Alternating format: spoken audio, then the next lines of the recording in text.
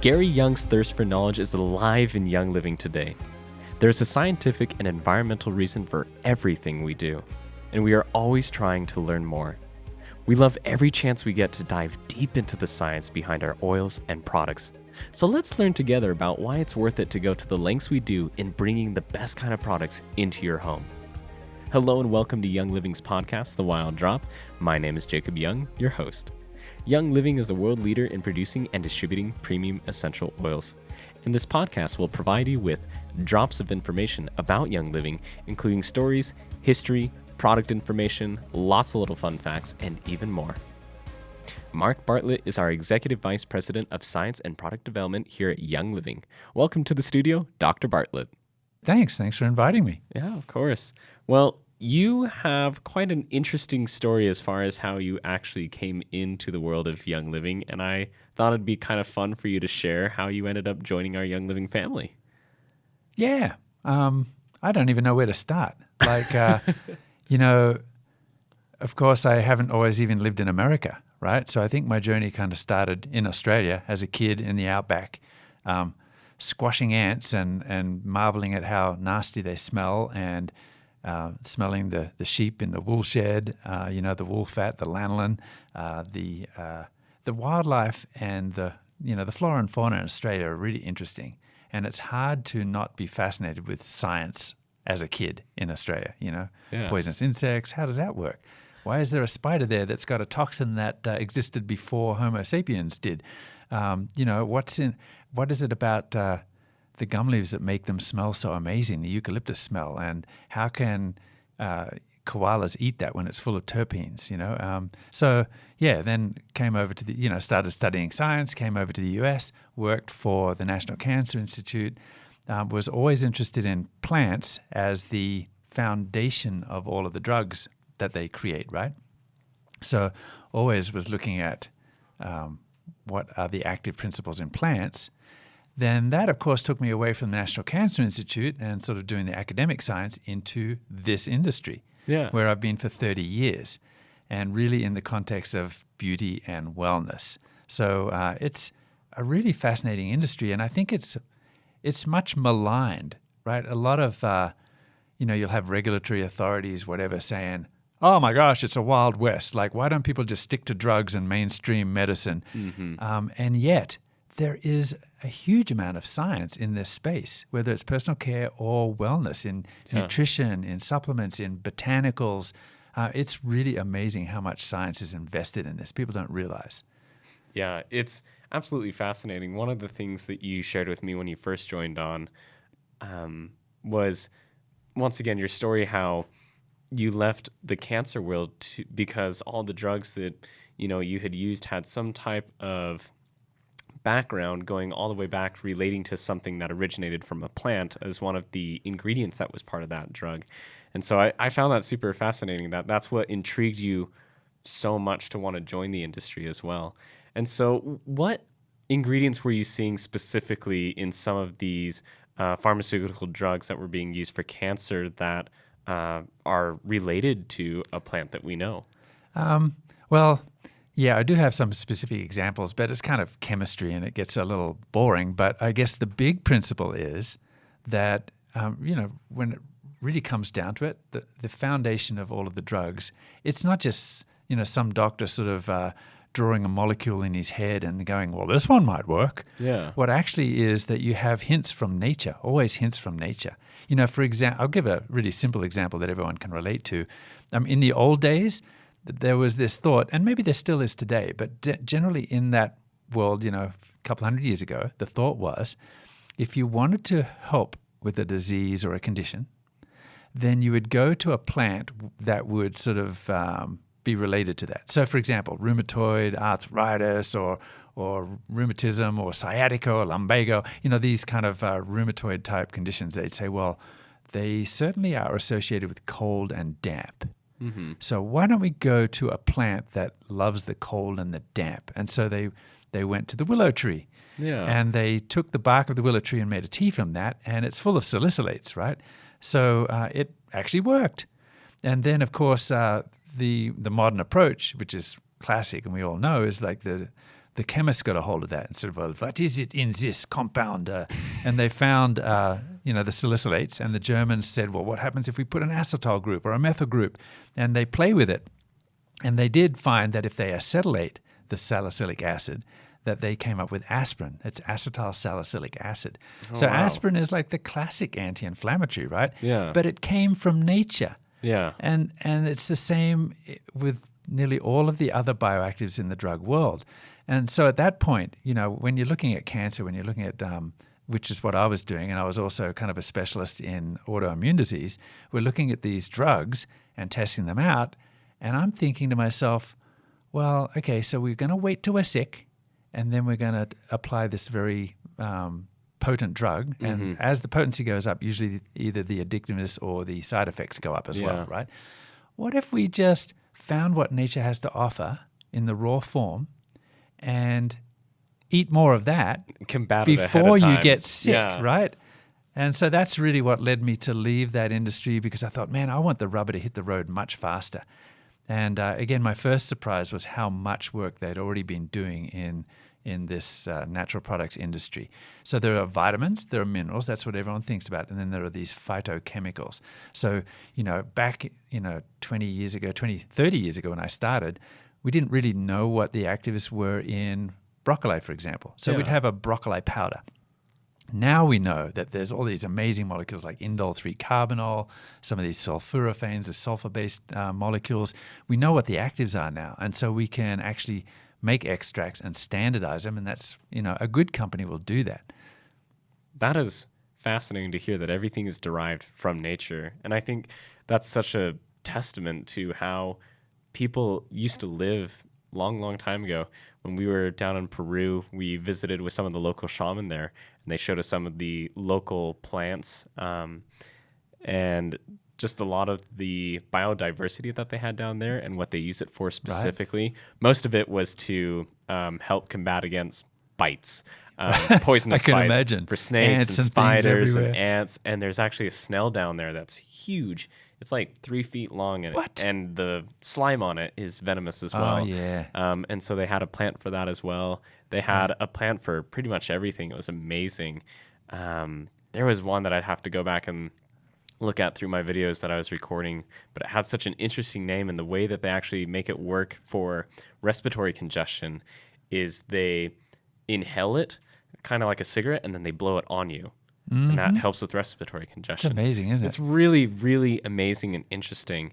And the people that are down there, they're really old. Like the shaman are in their 80s and 90s, and you'd never know. You would absolutely never know, just because of the way that they live their life, the plants that they use. It is fascinating. It's absolutely amazing. That is so interesting, isn't it? And, human beings are just so creative. From whatever culture, from whatever part of the world, we've got so much to learn about what nature provides and how it helps humans. And I don't know if people realize that, the Chinese, of course, have been doing that for centuries. They have their own, and they've been very systematic in the way that they've recorded this stuff. So they have the Chinese materia medica, right, which has led to all the traditional Chinese medicine. Yeah. In India, they've got Ayurvedic medicine, right, where they've sort of done a similar thing, but from Eastern sort of Indian medicine. So talking about, health and wellness, obviously you've been in this industry for 30 years and you just recently joined Young Living. What kind of made you want to join Young Living is the main question I have. Yeah, I do have a love of challenges and black boxes, right? If there's a black box, I want to open it.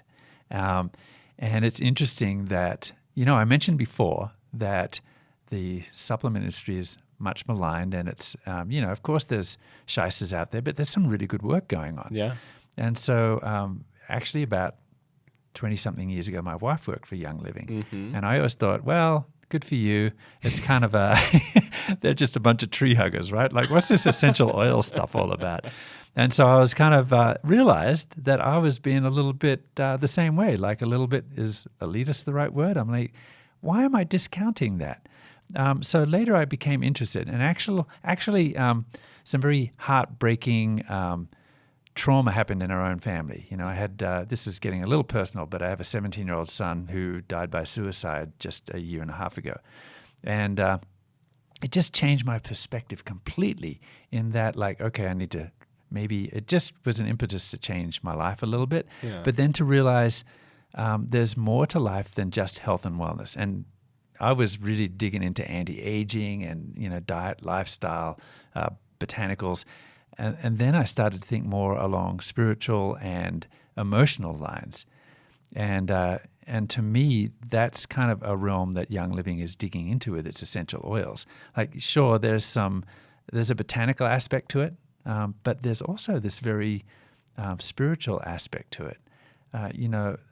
Because we know, and as I dug into it more, that aromas actually hit the olfactory bulb, and these are really basically exposed nerves at the base of the nose, right? They're exposed nerves in the air. They're picking up these aromas and sending those signals straight to the amygdala, which is a very primitive part of the brain, and impacting memories and emotions and spirit. And to me, that part of life, it's 95% of life, isn't it? It's your relationships, love, your memories, your motivations.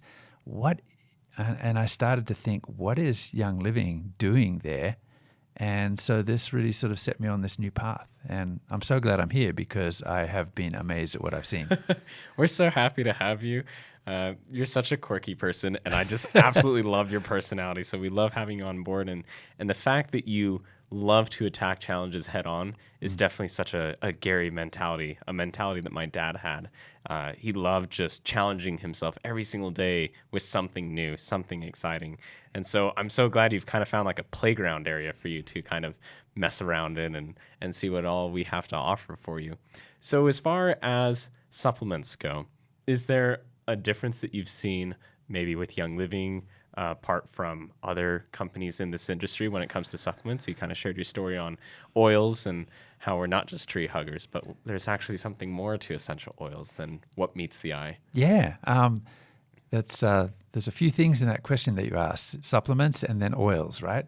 So let me go to oils first and then talk a little bit about supplements. So, and you mentioned your dad, and really joining this company is really an exercise in sort of unpacking your dad's brain as well, right? He was an amazing pioneer, and you've got good historians in this company. So when I find an oil or a blend or even a supplement, I will talk to your historians, John Wetton or Karen Boren, and get original transcripts and thoughts from your dad, and it really is quite amazing. Your dad was ahead of his time in so many ways, wasn't he? Yeah. So the oils was one thing, supplements the other. When it comes to the oils, I guess the first question I would ask is like, are they effective or is it just woo-woo? And the more I dig, the more I find, no, they're effective. And, I already mentioned olfactory bulb. And, for me, it's like, okay, it's a challenge. How can we explore this further? And so we are working. There's some amazing technology now that allows us to identify. We've identified all of the receptors of the olfactory bulb. There are 389 that we know of. Wow. And it's this combination of those olfactory bulb receptors that gives us the picture of what it is that we're smelling. Is it pleasant? Is it unpleasant? Is it lemon or is it cherry or something else? And we can also learn how that impacts. You can do studies to show the impact on emotions, whether it makes you sleepy or whether it makes you more alert or more adventurous, which is amazing to me because that's what a lot of our oils are named after, right? Is the impact. So that's some of the science that we're starting to dig into now, which I find just amazing. Does lavender really help you to relax? Seems like yes, it does, and we're starting to find some really good research that shows that. One area, I've always been interested in metabolism, human metabolism. Now, some people think they limit their thinking there. They think, good high metabolism means I'm losing weight. Yeah. Low metabolism means I'm getting fat, right? It's actually much more than that. Metabolism is all of the biochemical reactions in the human body that keep you alive, right? So you've got catabolic reactions, things that are breaking down the foods that we're eating and creating energy from them. Anabolic, so you're creating, the collagen in the body, all sorts of things. Today, we're realizing that people's metabolism is kind of getting out of whack. Mm-hmm. There's a reason for all of that. And anyway, I've been digging into that for the last 10 years or so and making products and realizing what natural products do. What fascinated me was one of the first studies I looked at when I came here was, they did a study on 60 women that showed that when they are smelling particular aromas from essential oils, that it is changing all sorts of metabolic parameters. I'm like, whoa, what's going on here? Like, this is having a far-reaching effect that we didn't even realize. And this brings me into the question of, well, are the oils that we have at Young Living superior to the oils that are on the open market? So really one of the first things that hit me when I came here is like, wow, incredible team of chemists here. And the equipment is state-of-the-art. I mean, not just gas chromatography, mass spectrometry, but, liquid chromatography as well, but also these real state-of-the-art sort of techniques that they're using. Is this all just for show, or are they really using it? And they're really using it. And one thing, for example, is that you can synthesize a lot of these aromatic molecules, right? The perfume industry does that. Yep. Is that different to smelling natural products? So let's look at lavender. And you guys are the experts in this, but so I'm sort of sharing you my journey into sort of an insight there. So I find the lavender from Young Living very full-bodied, and not all of the notes are completely pleasant to me, but it's a very deep, kind of a very heavy aroma that's very rich. And I'm used to kind of the synthetic ones that are, it's all the pleasant notes, and there's nothing that I don't like. But it feels very kind of, it feels nice, but it doesn't feel as full-bodied. Yeah. The chemistry now can tell us whether or not there's synthetic molecules. The first thing that you look at is, in a synthetic one, they're just going to have 2 or 3 molecules, right? Because they're the ones that smell good, so maybe they are complementary. In the Young Living lavender, it's completely full-bodied. There are 300 or 400 molecules that make up that aroma. And not all of them smell like lavender. Some of them smell kind of earthy, right? But these are the natural molecules. When you try to synthesize molecules, the other thing is, so that's the big difference, right? The Young Living lavender is going to be complete. It's going to be 300 or 400 small molecules. They make the body of this aroma. Synthetic will have 2 or 3 or 5. I don't know. The other thing is stereochemistry. Are Young Living distributors familiar with that concept? I haven't heard of this concept. I'm sure there maybe there's 1 or 2 out there that are familiar with it. Okay, so invite the listeners to look at their hands right now. Hold your hands up in front of your face, and you've got a left hand and a right hand. And you might ask yourself, well, are these identical? Some people might say, yeah, they're identical. But they're not. They're mirror images of each other, right? Yeah. You can superimpose them on each other. Right, okay. So they're mirror images. And in chemistry, molecules are like that. They have what's called chiral centers. So this is stereochemistry. If you try to synthesize the lavender aroma, then you can't actually direct the stereochemistry. So you'll get left and right hand. But nature provides usually only one. And that's the one that you can smell, and that interacts with the receptors of the body, maybe the way that God intended it to. Vitamin E is another example. If you try to synthesize it, you get D and L, right? Okay. It may have antioxidant effects, but it doesn't bind the lock is wrong. It's like having a mirror image of your key. It's not going to unlock the house. Yeah. So we're just starting to learn what that really means in terms of our health, and all of those things that I mentioned. That's what the difference is with natural. And that's why the chemists at Young Living go to so much trouble that they can actually, we've got equipment that can actually tell left hand from right hand, which, again, is, you might think that's trivial, but it's huge. Imagine you're climbing a rock with your right hand, because your left hand can't work, right? And there's a wind blowing. And so you're sort of falling off the rock, but then you're grabbing on again with your right hand. Now, let's imagine that your left hand is just as strong as your right hand, but now you don't have a right hand. You're climbing that rock and the wind is blowing, right? So essentially you think, okay, the left hand is the same as the right hand. In chemistry, same thing. You've got a left-hand molecule, a right-hand molecule. Yeah. The chromatography has a liquid phase or a mobile phase and a stationary phase. So when these molecules are going through the gas chromatogram, it's a 20-meter long column, and how long that hand interacts with the glass column versus the mobile phase that's trying to push it off, right? You would think that the left and the right hand are exactly identical, but actually they can tell the difference. And in fact, your nose can smell the difference. Yeah. There are, some isomers in nature that are exactly the same, but they're mirror images, and they smell completely different to your nose. So the chemistry that they're doing at Young Living is amazing. It's state of the art. It's proving the quality of the product. Most of our oils, or a lot of our oils, come from the farms at Young Living. Yeah. And that's why, because Young Living wants to control the process from seed to seal. But we do deal with vendors, right? They're trusted vendors. They're vetted. Our scientists go there. Our farms people go there, and they make sure that they're making the oils from the plants that we want, making the oils the way that Gary wanted them to be made. And yet still there are differences. Yeah. And we still have to verify and validate, right? It's a very lengthy process. It's a very long process, and not an easy process that you can just check boxes off or anything like that. Yeah. I just met with Chris Packer, and he was actually visiting a Palo Santo farm down there, and went through the whole process. Their distillation and everything was up to our standards, but the one thing that didn't pass was soil. Unfortunately, the soil had been sprayed pretty heavily with pesticides and stuff, and so we weren't able to work with them.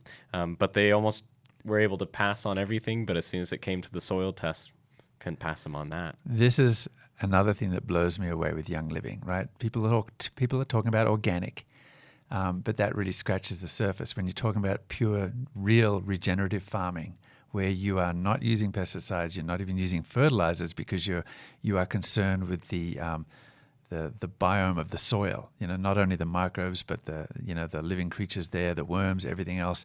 That's not an easy thing to do. No.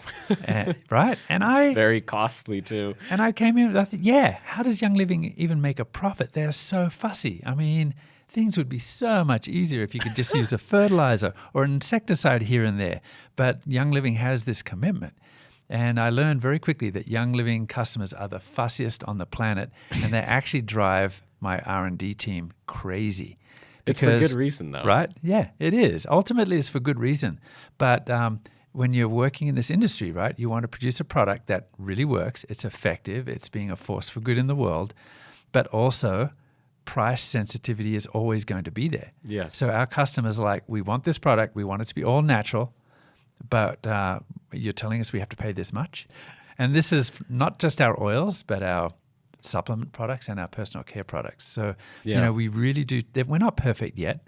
There's still some things that we need to sort of move away from, but we are really pushing the boundaries of possibility. Yeah. If there are ingredients in our products that you don't quite like yet, it's really simply because we haven't been able to find a replacement yet. Just because that makes we're it work. As fussy as you guys exactly. are with our ingredient choice. Yep. Yeah, there's always a few people that are like, why are your products so pricey, right? Why are they priced the way they are? And I said, well, you really need to come down to the farm and experience a seed to seal experience for yourself.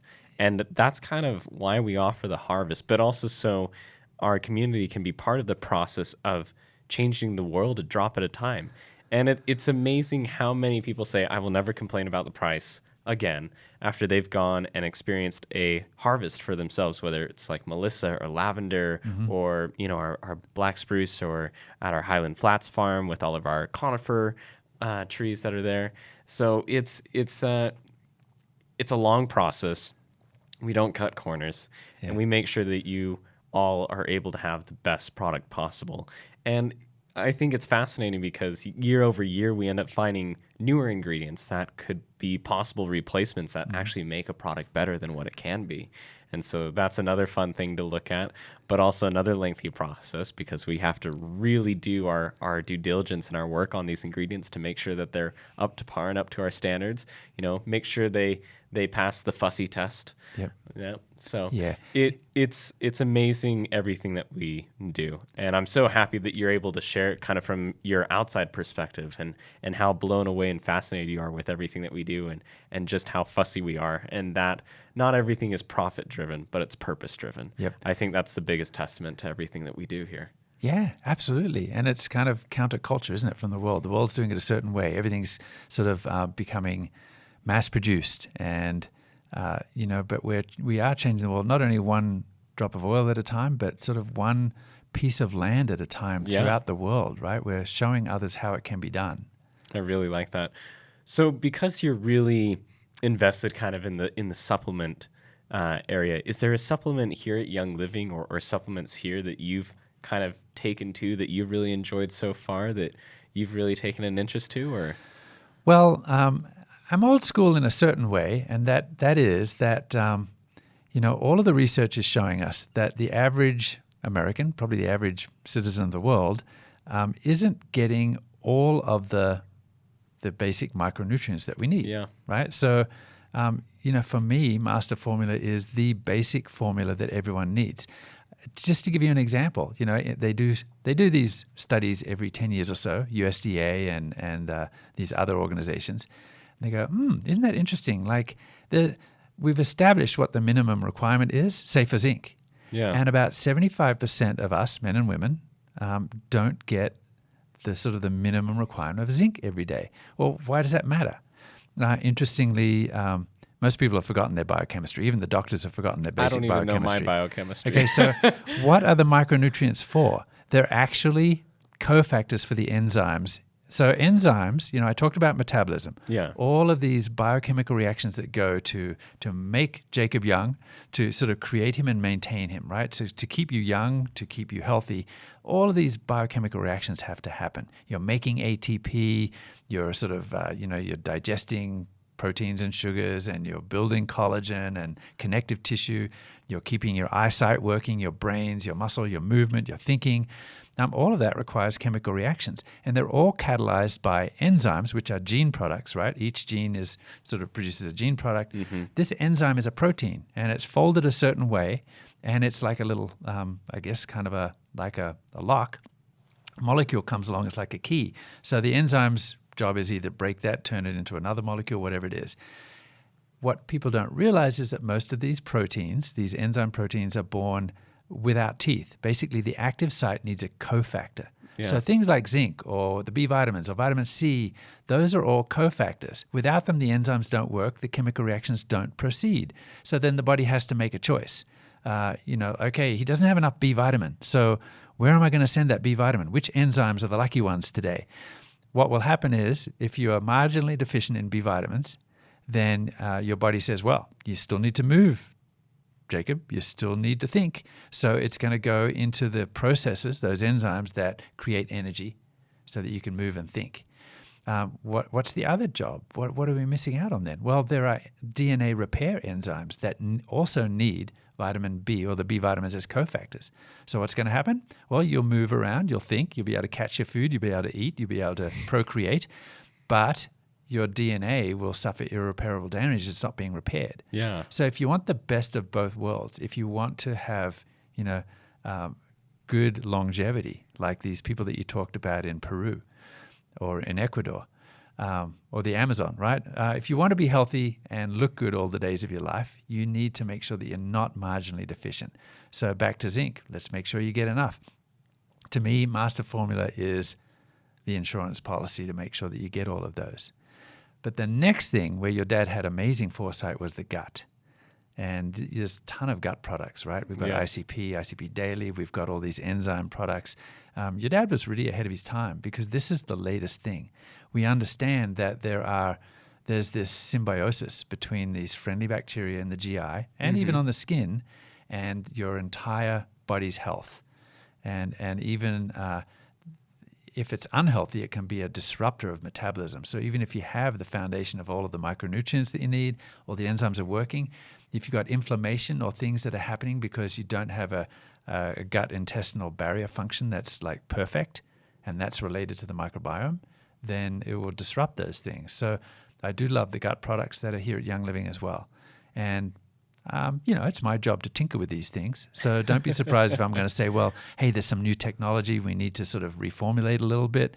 But your father had the foundation ahead of his time. I think we have so many amazing products with such a strong foundation that I think it'd be best to reformulate these products over time with newer ingredients and newer technology that we find over years to just enhance them. Absolutely. They're already so good. There's no need to come up with reinventing the wheel when we can add to that wheel, give it better tread so it's got better traction and whatnot. And I think you have been able to kind of find something there, or are starting to find something there as well. I'm not anxious to change it, and I realize that I'm up with something here. Like, I haven't been here that long, and so our wonderful customers and brand partners don't trust me yet, but they trusted Gary, right? Yeah. And there maybe but Gary was an innovator. He was always changing and improving and finding new science and innovating. Right. And that's what we need to do. We need to carry on that vision of Gary's, but it needs to be based on sound science. And I realize that our brand partners are going to have to sort of put a little bit of trust in me, but we're going to, Gary was kind of a force of nature. No one person can replace Gary that way, but we have a team of scientists here, and we work in council with each other. Yeah. So it's not just one man, one guy with a white coat on the bottle of the products, right? It's a team. We look at the science and we figure out, what would Gary have done? Let's move this forward. With how fussy we are and how fussy our brand partners are, is the effort to make our products worth it to you from a personal perspective? Absolutely, I think it is. I mean, you might at first think, well, okay, we're 90% of the way there, so what difference does that last 10% make, right? And that last 10% can be really time-consuming and expensive. But actually, I don't look at it that way. We're not at 90% really, as long as there's so much knowledge yet to uncover and so much of a path still to walk, right? So we want to be a force for good. We want people to have not only have the best products, but we also want to share that with you. So I would say we want the best products. We want the science to be able to prove it, both in terms of the quality and the efficacy.